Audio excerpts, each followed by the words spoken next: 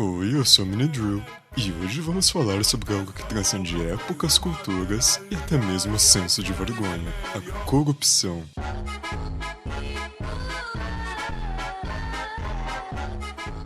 Esse é aquele tema que nunca sai de moda.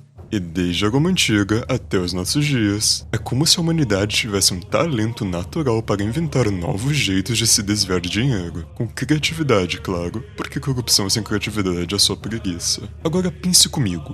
Se políticos romanos tivessem acesso ao orçamento do PAC, o que você acha que ia acontecer? Eu já consigo imaginar uma obra pública começando em 40 a.C. e terminando na queda do Império Bizantino, com os custos subindo mais rápidos que o preço do pão. Mas antes de fazer comparações tão ousadas, vamos voltar no tempo e entender como funcionava essa bagunça lá na Roma Antiga. E spoiler, eles eram bons no que faziam. Bom demais, talvez. Naquele tempo, não existia essa coisa chamada de setor público. A linha entre o que era público e o que era privado era tão fina quanto o fio de uma espada. Basicamente, se você tinha poder, o dinheiro público era meio que seu por direito divino. Em si, era basicamente, quer roubar? Fica à vontade, só não deixa muito na cara. E assim nasceu o Ambitus. Uma prática na época tão popular quanto a compra de seguidores hoje em dia. O Ambitus era basicamente o suborno eleitoral. Você pagava para garantir votos. Imagine um senador contratando um influenciador para dizer: vote em Júlio César porque ele me deu 50 denários e uma estátua de mármore. Mas isso era só a pontinha do iceberg. Outro esquema famoso era a Resga Petunda, que pode soar elegante, mas na prática era bem simples.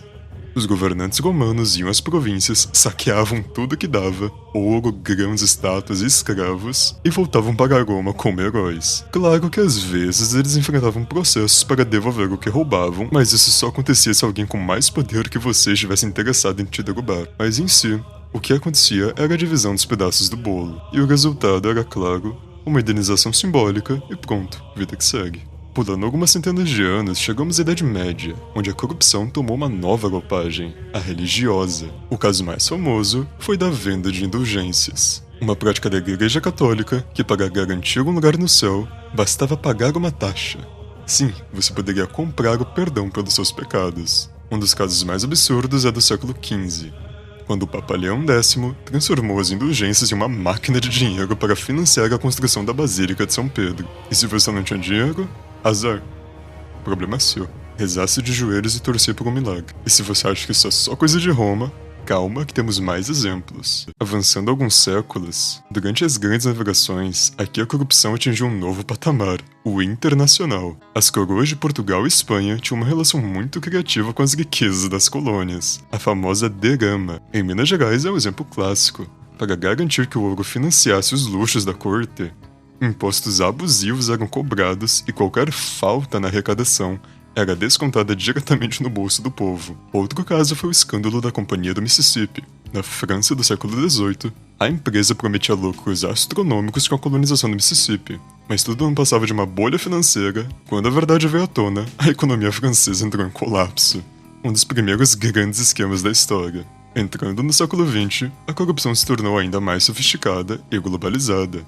Um dos exemplos mais famosos é o escândalo de Watergate, nos Estados Unidos.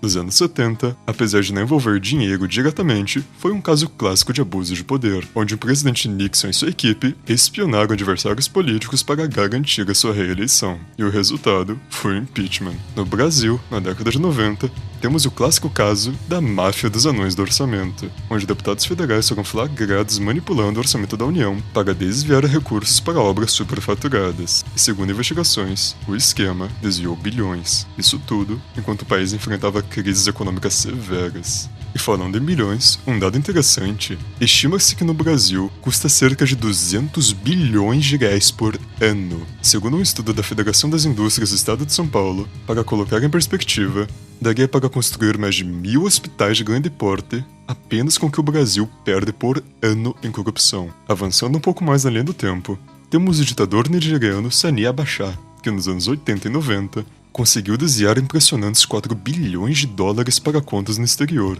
Sim, bilhões. Na época, isso era quase um mini banco central particular. E agora, vamos a algumas estatísticas para ilustrar o tamanho do problema.